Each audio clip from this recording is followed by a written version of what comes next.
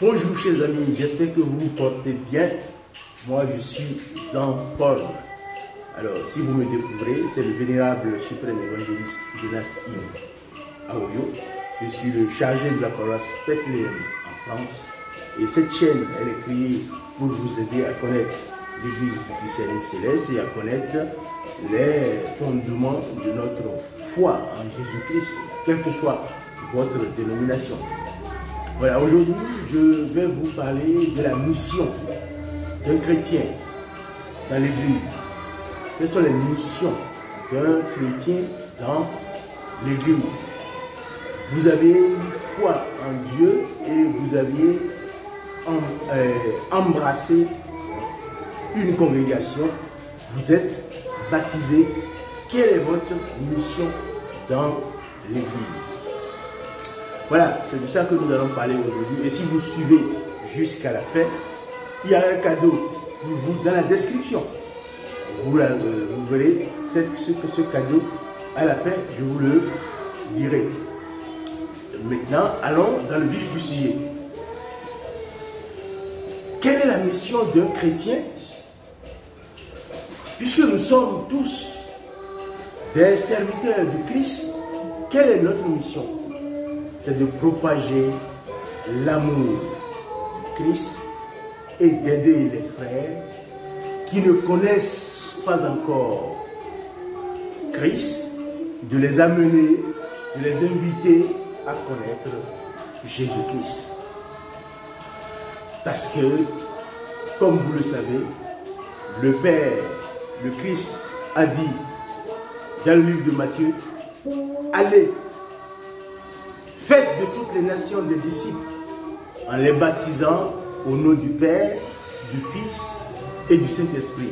C'est le livre de Matthieu, Matthieu 28, versets 19 à 20. Allez, faites de toutes les nations des disciples, les baptisant au nom du Père, du Fils et du Saint-Esprit, et enseignez-leur à observer tout ce que je vous ai prescrit. Et dans le livre des Actes des Apôtres, chapitre 1, verset 8, vous recevrez une puissance, le Saint-Esprit survenant sur vous, et vous serez mes témoins à Jérusalem, dans toute la Judée, dans la Samarie et jusqu'aux fins de la terre. Donc Dieu nous envoie, Jésus-Christ nous envoie jusqu'au fond de la terre pour annoncer l'évangile. Et pour commencer à annoncer l'évangile, il faut attendre de recevoir l'Esprit. Et l'Esprit est descendu déjà à la Pentecôte. Et nous avions commencé cette mission. Et vous aussi, qui vous me suivez, vous avez commencé cette mission. Et cette mission, vous devez le faire comme moi, comme je suis en train de vous faire une vidéo pour vous inciter et pour vous faire mettre l'accent sur la mission que vous avez à faire pour le Christ. Quand vous recevez cette vidéo, vous devez le partager. Vous devez partager cette vidéo à des milliers de personnes. C'est des milliers de personnes que vous allez convertir. Parce qu'il y a beaucoup de gens qui sont à l'église et qui ne connaissent pas la mission qui est la leur. Alors, dans le livre de Romains, chapitre 10, verset 14, qu'est-ce que Jésus dit? Qu'est-ce que Paul nous dit? Comment invoqueront-ils celui en qui ils n'ont pas cru? Et comment entendront-ils parler s'il n'y a personne qui prêche? Voyez-vous, s'il n'y a personne qui prêche, s'il n'y a personne qui met l'accent sur l'évangélisation, comment ils entendront qu'il y a un sauveur qui peut les aider? C'est pourquoi notre mission est grandiose. Et vous devez participer en tant que Christ. Ça, c'est votre première mission que vous devez faire. C'est-à-dire évangéliser partout où vous êtes. Deuxième partie de votre mission, comment servir Dieu, c'est la charité. La charité consiste à manifester l'amour de Dieu envers les autres à travers les actes de compassion, d'aide et de soutien. Oui, Si tu trouves ton frère qui est malade, tu dois aller à son chevet pour le secourir. Si ton frère a des difficultés, tu dois aller pour l'aider. Tu as vu l'exemple du Samaritain qui a aidé celui qui est blessé, qui l'a retrouvé sur le chemin. Et Jésus a attesté que lui, il a fait de la compassion et il aura son mérite. Donc vous aussi, les gens qui ont des difficultés autour de vous, par votre compassion, par votre charité, vous allez contribuer à les aider. Et n'oubliez pas, qu'est-ce que Jésus a dit? À tous ces petits-là, à qui vous aviez fait des choses, sachez-le que c'est à moi que vous l'avez fait. Vous allez dire, mais Seigneur, quand est-ce que nous avons vu malade et nous étions venus à ton aide? Quand est-ce que nous avons vu estropiés que nous t'avons aidé? Ben oui, à tous ces gens que vous voyez qui sont en difficulté et que vous allez aider, ça fait partie de votre mission de chrétien. Alors, nous allons lire quelques versets pour vous aider et pour étayer cette deuxième partie de votre mission. 1 Corinthiens 13, 13. Maintenant donc, ces trois choses restent. La foi, l'espérance, la charité. Mais la plus grande de ces choses, c'est la charité. Et dans Matthieu 25, verset 40, et le roi leur répondra, je vous le dis en vérité, toutes les fois que vous avez fait ces choses à l'un de ces plus petits de mes frères, c'est à moi que vous les avez faites. Et dans Galates 5, verset 13, frères, vous avez été appelés à la liberté, seulement ne faites pas de cette liberté un prétexte de vivre selon la chair. Mais rendez-vous par la charité serviteurs les uns des autres. Voyez-vous, rendez-vous par la charité serviteurs les uns des autres, parce que ceux qui sont en difficulté, qui sont autour de vous, ceux qui ont des difficultés qui sont autour de vous, essayez de leur apporter un soutien.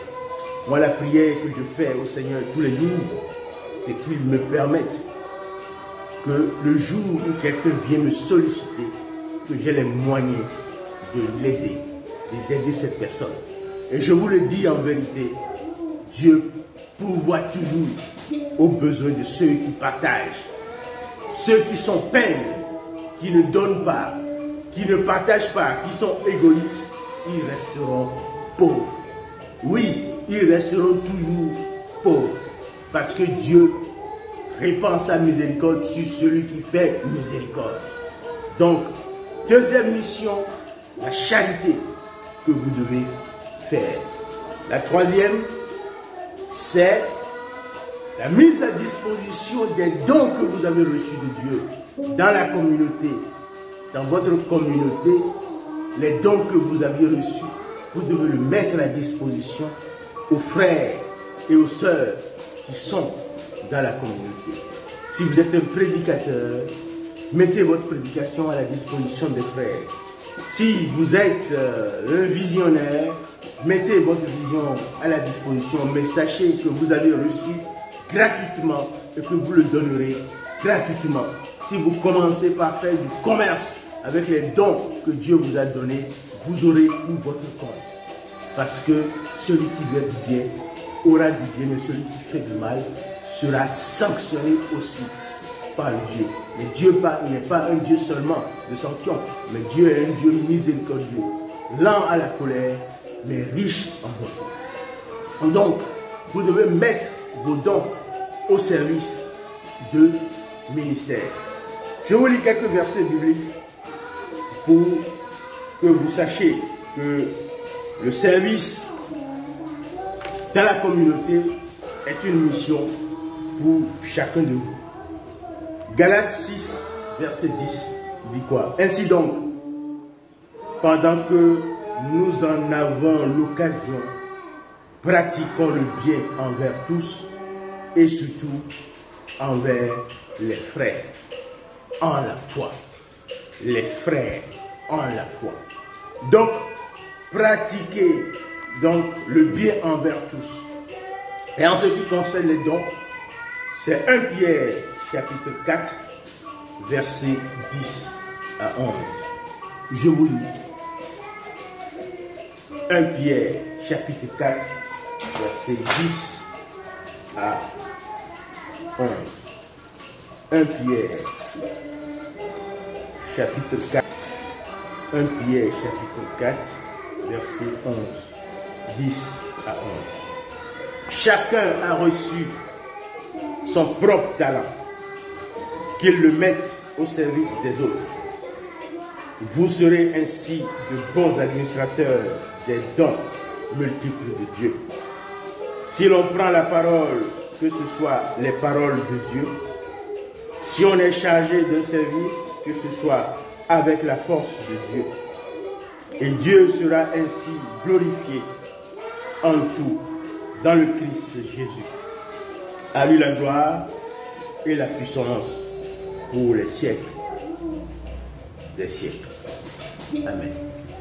Donc, chers amis, dans le Seigneur, que la paix du Christ soit avec vous.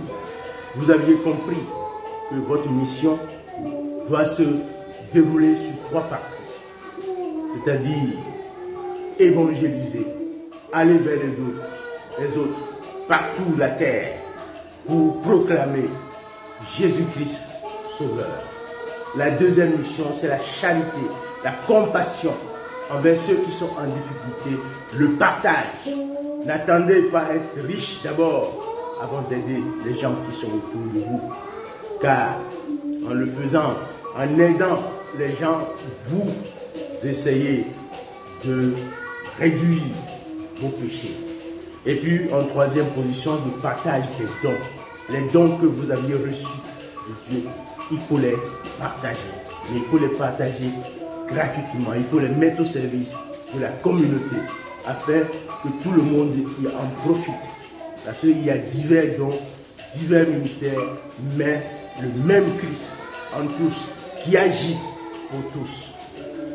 J'ai fait une autre vidéo sur l'Esprit Saint, puisque c'est Jésus-Christ qui est l'Esprit Saint qui travaille en nous pour ce ministère. Alors, vous pouvez regarder cette vidéo-là pour savoir que l'Esprit Saint va nous guider pour cette mission. Parce que la mission, ce n'est pas vous seul qui allez faire. Vous allez au nom de Jésus-Christ. Et c'est le Saint-Esprit qui vous accompagne, qui agit en vous et qui vous donne la force d'aller partout pour proclamer Jésus-Christ. Et il sera avec vous. Si vous avez aimé la vidéo, mettez-moi donc dans la description. Et si vous voulez d'autres vidéos, dites-le moi dans la description. Et sachez-le, en partageant cette vidéo, vous participez aussi donc à la mission du Christ. Parce que beaucoup de gens sont à l'église, mais ils ne savent pas pourquoi ils sont à l'église. Or, cette vidéo-là vous donne donc les missions qui sont les vôtres dans l'église. Alors, si vous le partagez, vous participez donc à la mission du Christ. Et c'est ça qui est le plus important. Que beaucoup de gens aient cette vidéo et que la paix du Christ soit avec vous. Je vous remercie et que le Seigneur vous bénisse, vous tous, ceux qui partageront largement cette vidéo, ceux qui ne le feront pas, Dieu vous donnera l'esprit de le faire.